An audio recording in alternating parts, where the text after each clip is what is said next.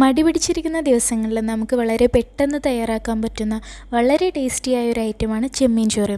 ഫ്രിഡ്ജിൽ ചെമ്മീൻ ഇരിപ്പുണ്ടെങ്കിൽ വളരെ പെട്ടെന്ന് തന്നെ നമുക്ക് ഈ ടേസ്റ്റി ഐറ്റം റെഡിയാക്കാം. അപ്പോൾ വീഡിയോയിലേക്ക് പോകുന്നതിന് മുമ്പായിട്ട് നിങ്ങൾ ഇതുവരെ ഈ ചാനൽ സബ്സ്ക്രൈബ് ചെയ്തിട്ടില്ലെങ്കിൽ ആ സബ്സ്ക്രൈബ് ബട്ടൺ ഒന്ന് പ്രസ് ചെയ്യുക, കൂടെയുള്ള ബെൽ ബട്ടണും പ്രസ് ചെയ്യുക. ചെമ്മീൻ ചോറുണ്ടാക്കാൻ വേണ്ടിയിട്ട് ഞാൻ ആദ്യം 2 കപ്പ് ബസ്മതി റൈസ് വെള്ളത്തിൽ കുതിർക്കാൻ വെച്ചിട്ടുണ്ട്.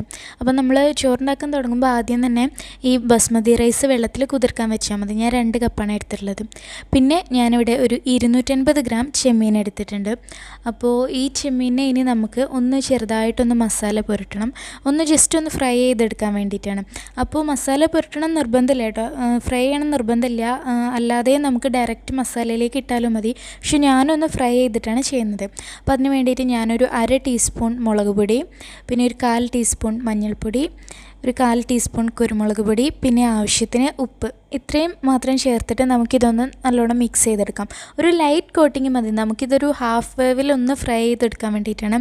അങ്ങനെ ഫ്രൈ ചെയ്തിട്ട് ഈ ചോറിൽ കിടക്കുമ്പോൾ എന്തോ ഒരു ടേസ്റ്റ് തോന്നാറുണ്ട്. ഇനിയിപ്പോൾ ഇതിന് നമുക്ക് സമയം കളയണമെന്നില്ല, അല്ലാതെ ഡയറക്റ്റ് ചെമ്മീൻ മസാലയിലേക്ക് ഇട്ടാലും മതി. അപ്പോൾ ആ ചോറിലൊക്കെ നല്ല ചെമ്മീൻ്റെ ടേസ്റ്റൊക്കെ വരും. പക്ഷെ ഞാനിവിടെ ഇങ്ങനെ ഫ്രൈ ചെയ്തിട്ടാണ് ചെയ്യുന്നതെന്ന് മാത്രം. അപ്പോൾ നമ്മൾ ഇതൊന്ന് മസാല പുരട്ടിയിട്ടൊന്ന് മാറ്റി വെക്കുക. എന്നിട്ട് നമുക്കിനി നമ്മുടെ ചെമ്മീൻ ചോറിലേക്ക് ആവശ്യമുള്ള സവാളയൊക്കെ ഒന്ന് കട്ട് ചെയ്തെടുക്കാം. ഒരുപാട് സാധനങ്ങളൊന്നും ഇല്ല കേട്ടോ, ബിരിയാണിക്കേണ്ട അത്ര ഐറ്റംസ് ഒന്നുമില്ല, വളരെ കുറച്ചേ ഉള്ളൂ. അതൊന്ന് കട്ട് ചെയ്തെടുക്കാം നമുക്ക്. ഇനി ഞാനിവിടെ ഒരു 3 കഷ്ണം ഇഞ്ചി, പിന്നെ ഒരു 2-3 പച്ചമുളക്, അതുപോലെ ഒരു 7 അല്ലി വെളുത്തുള്ളി, ഇത്രയാണ് ഞാൻ എടുത്തിട്ടുള്ളത്. ഇനി ഇതിനെല്ലാം കൂടെ ഒന്ന് മിക്സിയിൽ നല്ലോണം അരച്ച് ഒരു പേസ്റ്റ് രൂപത്തിൽ ആക്കിയിട്ടെടുക്കണം. പിന്നെ നമുക്ക് വേണ്ടത് 2 സവാള ഞാൻ അരിഞ്ഞെടുത്തിട്ടുണ്ട്. അതുപോലെ ഒരു തക്കാളി, 2 സവാളയും ഒരു തക്കാളിയും, ഇത്രയും ആവശ്യമുള്ളൂ ഇതിന്. പിന്നെ നമ്മൾ നേരത്തെ പറഞ്ഞ ഐറ്റംസ്. ഇനി ഇതിനെ ഒന്ന് നമുക്ക് നല്ലോണം പേസ്റ്റ് പോലെ അരച്ചെടുത്ത ശേഷം നമുക്ക് നമ്മുടെ ചെമ്മീൻ ഫ്രൈ ചെയ്യാൻ വേണ്ടിയിട്ട് തുടങ്ങാം. അപ്പോൾ നമുക്ക് ചെമ്മീൻ ചോറുണ്ടാക്കാൻ സ്റ്റാർട്ട് ചെയ്യാം. അതിന് വേണ്ടിയിട്ട് ഞാനൊരു പാത്രം എടുത്തിട്ടുണ്ട്. ഇതിൻ്റെ ഏറ്റവും വലിയ പ്രത്യേകത എന്താണെന്ന് വെച്ചാൽ നമുക്ക് ഒരുപാട് പാത്രമൊന്നും ഇതിന് വേണ്ടിയിട്ട് യൂസ് ചെയ്യേണ്ട, എല്ലാം ഒരു പാത്രത്തിൽ തന്നെ നമുക്ക് ചെയ്യാൻ പറ്റും. അപ്പോൾ ഞാൻ ഈ പാത്രത്തിലേക്ക് കുറച്ച് ഓയിൽ ഒഴിച്ചിട്ടുണ്ട്.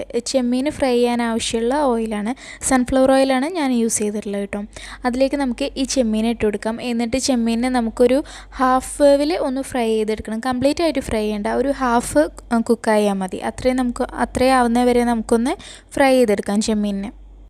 ഇപ്പോൾ നമ്മുടെ ചെമ്മീൻ ഒരു ഹാഫ് വേവിൽ കുക്കായിട്ടുണ്ട്. അപ്പോൾ നമുക്ക് ഇതിനെ ഇനി എണ്ണയിൽ നിന്ന് എടുത്ത് മാറ്റാം, എണ്ണയിൽ നിന്ന് കോരി മാറ്റാം. എന്നിട്ട് നമ്മൾ ഇതിൽ ഓയിൽ കൂടുതൽ തോന്നുന്നുണ്ട് എന്നുണ്ടെങ്കിൽ നമ്മൾ അതിൽ നിന്ന് കുറച്ച് ഓയിൽ ഒഴിവാക്കണം കേട്ടോ. അതിൽ നിന്ന് ഓയിൽ ഒഴിവാക്കുക, അല്ലെങ്കിൽ ആദ്യം ചെമ്മീൻ ഫ്രൈ ചെയ്യാൻ ഒഴിക്കുമ്പോഴേ കുറച്ച് ഓയിൽ ഒഴിച്ചാൽ മതി.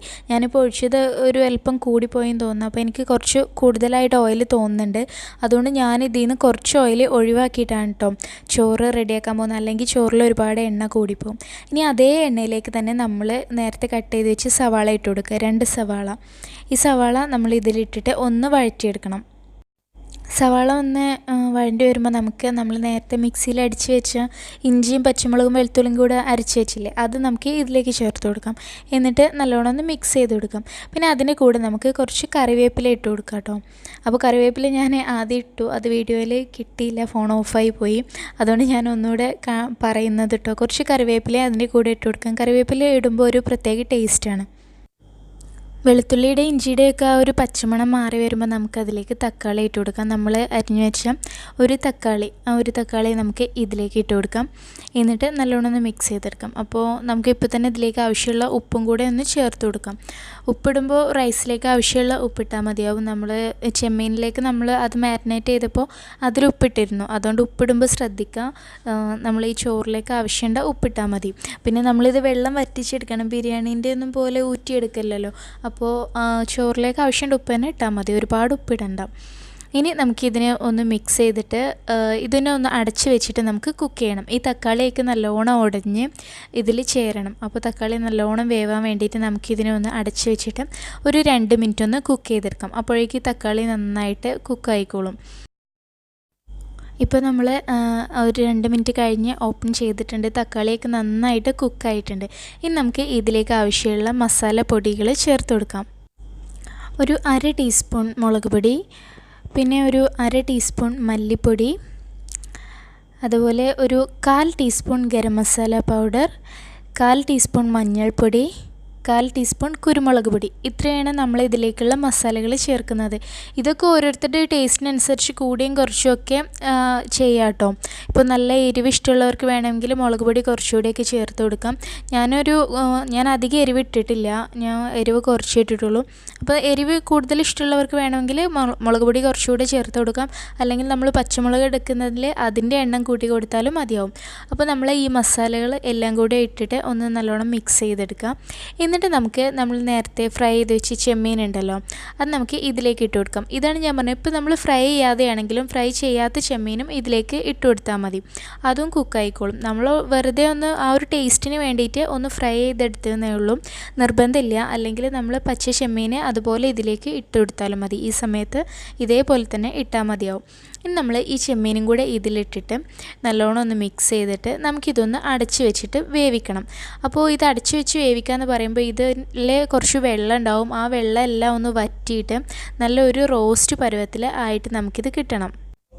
ഇപ്പോൾ ഞാൻ അടച്ച് വെച്ചിട്ട് കുക്ക് ചെയ്തിട്ട് നല്ല വെള്ളമൊക്കെ വറ്റിയിട്ടുണ്ട്. ഇനി ഇതിലേക്ക് കുറച്ച് മല്ലിയിലയും പുതിനയിലയും അരിഞ്ഞത് ചേർത്ത് കൊടുക്കാം. അത് നല്ലൊരു സ്മെല്ലിന് വേണ്ടിയിട്ടാണ്.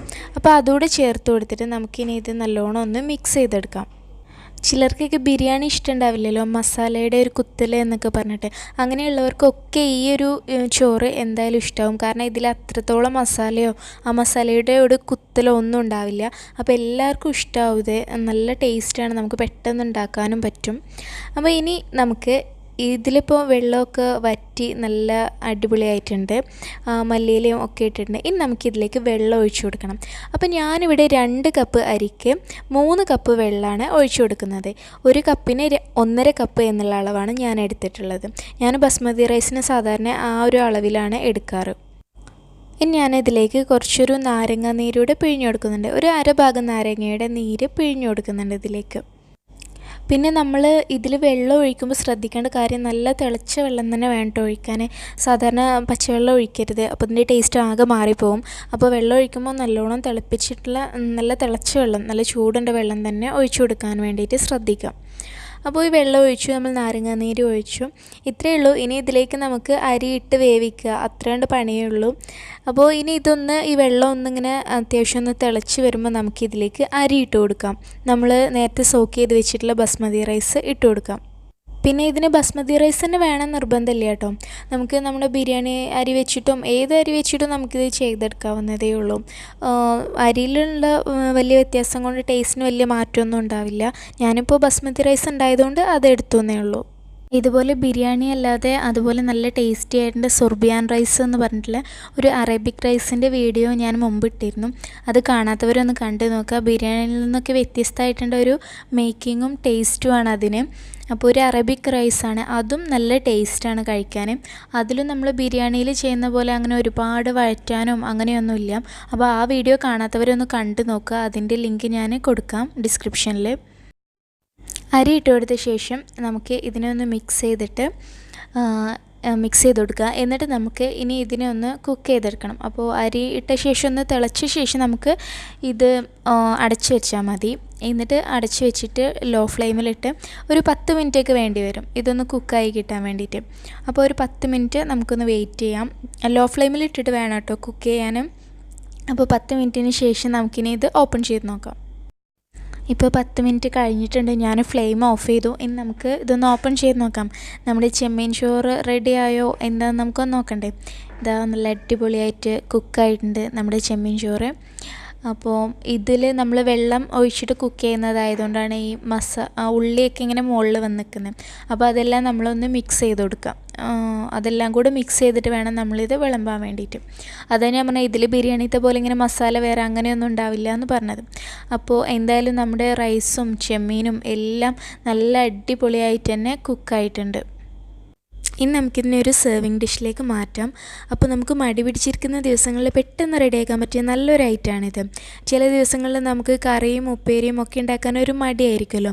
അപ്പോൾ നമുക്ക് വളരെ പെട്ടെന്ന് തയ്യാറാക്കാം. നല്ല ടേസ്റ്റാണ്, ഒരു മടുപ്പ് കൂടാതെ നമുക്ക് കഴിക്കാനും പറ്റും. ഇതിലേക്ക് ഇനി വേണമെങ്കിൽ ഒരു അച്ചാറോ അങ്ങനെ എന്തെങ്കിലും മതി, അതും വേണമെന്നില്ല, അല്ലെങ്കിലും നല്ല ടേസ്റ്റ് ആയിരിക്കും. അപ്പോൾ നമ്മുടെ ഇന്നത്തെ വീഡിയോ എല്ലാവർക്കും ഇഷ്ടമായി എന്ന് വിചാരിക്കുന്നു. ഇഷ്ടമായിട്ടുണ്ടെങ്കിൽ ലൈക്ക് ചെയ്യാം, ഇഷ്ടമായിട്ടില്ലെങ്കിൽ ഡിസ്ലൈക്കും ചെയ്യാം. വീഡിയോയെ പറ്റിയുള്ള നിങ്ങളുടെ അഭിപ്രായങ്ങൾ കമൻറ്റ് കമൻറ്റ് ചെയ്യാം. ഫേസ്ബുക്ക് പേജ് ഞാൻ എല്ലാ വീഡിയോയിലും പറയുന്ന പോലെ ഡിസ്ക്രിപ്ഷനിൽ ലിങ്ക് ഉണ്ട്. അപ്പോൾ അതൊന്ന് ലൈക്ക് ചെയ്യണേ. അപ്പോൾ നമുക്ക് മറ്റൊരു വീഡിയോയിലൂടെ ഇൻഷാ അല്ലാഹ് വീണ്ടും കാണാം.